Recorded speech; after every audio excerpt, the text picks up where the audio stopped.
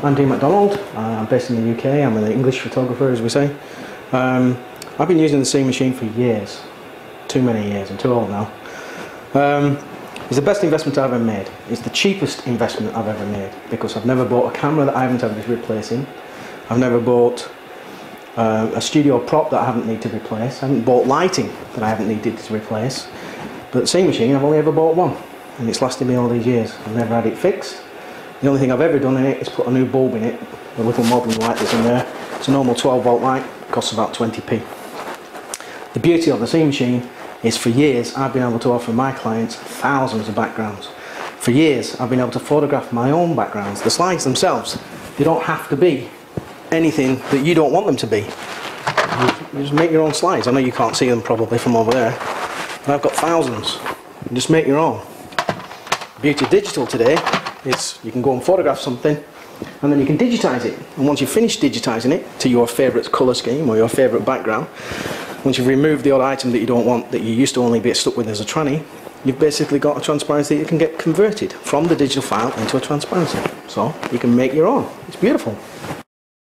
Green screen, not the way to go. Rubbish. Well, not rubbish, but it's hard work. This is the simplest system I've ever found. It lets me offer thousands of pictures to thousands of clients, and they can all be different. You don't need to come to my studio and expect to see a white background and every single person sat on that white background in the same pose doing the same thing.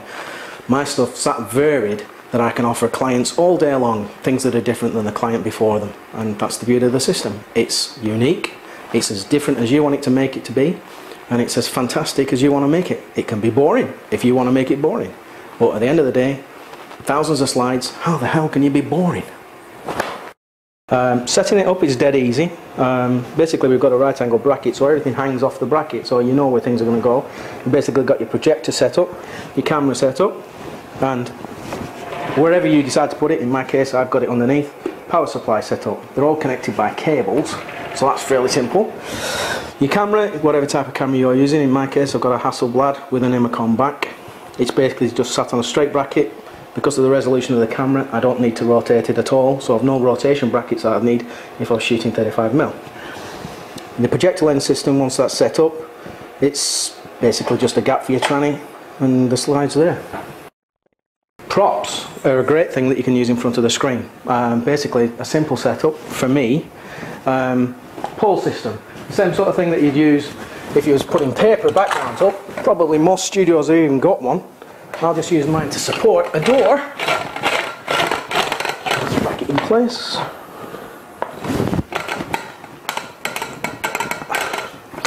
Whoops. Okay, simple as that. Pick a door. Private, we'll use that one.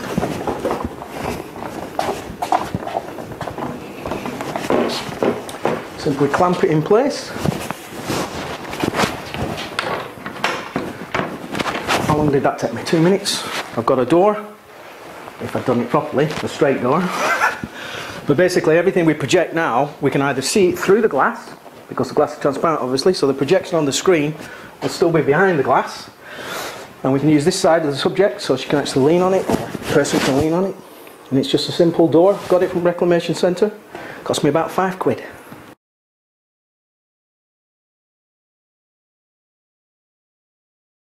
Lighting with the sewing machine, simple idea.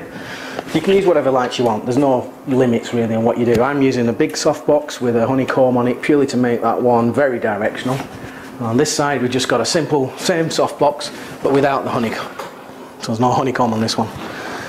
Roughly speaking, I usually set this one main light to f8, so that on my subject, if it's here, obviously f8. This one is just feathering across just to fill in the shadows, and it's generally around about 5.6 or 4 even, something quite low down. The hair lights, I've got 7 on the top. Basically they'll do kick lighting, hair lighting, rim lighting, whatever lighting I need to be. They're all independently switched so I can turn them on and off as I need them. That's simple, so you don't have to start messing around. The lighting is the simplest bit, it's not the hard part. Hard part's getting people in the shop. Let me show you how easy it is to change sets from basically the door setup we had 5 minutes ago to a bench setup that we'll show you a picture of in a moment. So obviously 2 minutes to move your furniture around. 1. These are brilliant because you just ratchet them. 2 gone. 3 gone. Easy as that. We normally roll the floor up, but just for video purposes, we'll just bring the bench in. My little favourite bench.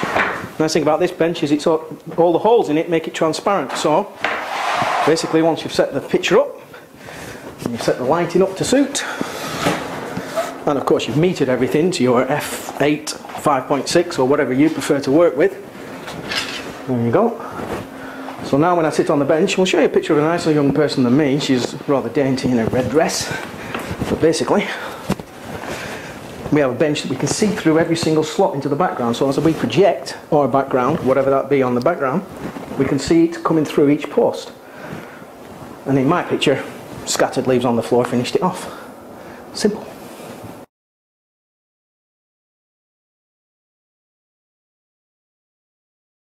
Welcome to my studio. This is basically the reception room. This is the first protocol that any guest would see of my work, apart from what they're going to see in the window, of course. And different types and styles is what I'm showing on the walls. We've got canvases that are painted. We've got mounted laminated pictures in frames. We've got mounted laminated pictures in box frames. We've got what's today is a good seller is the acrylics, which is basically acrylic materials and mounted laminated pictures. And there's the framed ones that we're still doing as well.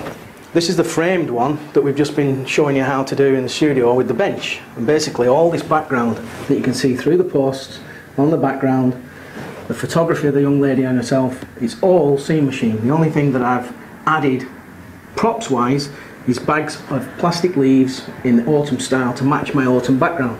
I can equally do this one in green because in the same green type backgrounds of a wood, etc., I've got bags and bags of green plastic leaves. And that's as hard as this is.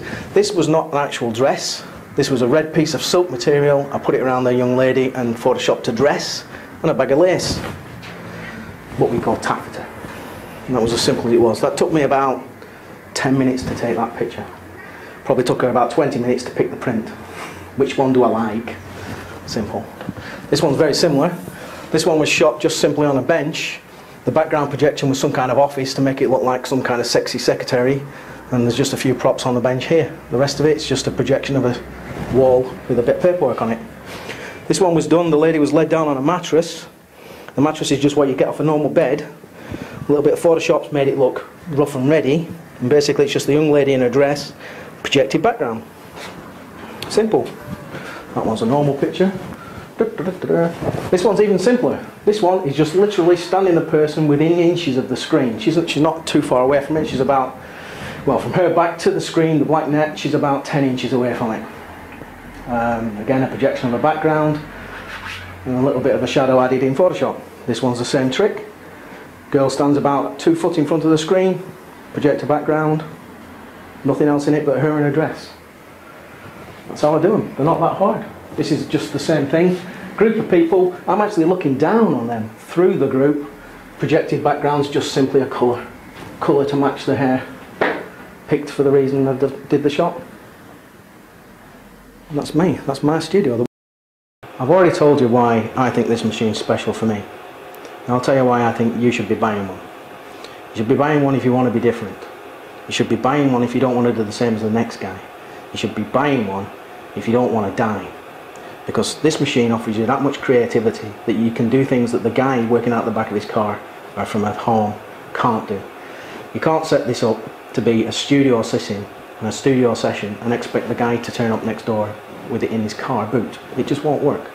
So we're offering something that's completely unique, and when our clients see the pictures, they're just wowed. It's completely different than what they can see in the high street. It's not a white background picture, and at the end of the day, it's something new. Because even though it's been around for years, nobody's been doing it for years. For years, people have been photographing white background pictures. You're sick of it, I'm sick of it, the public's sick of it.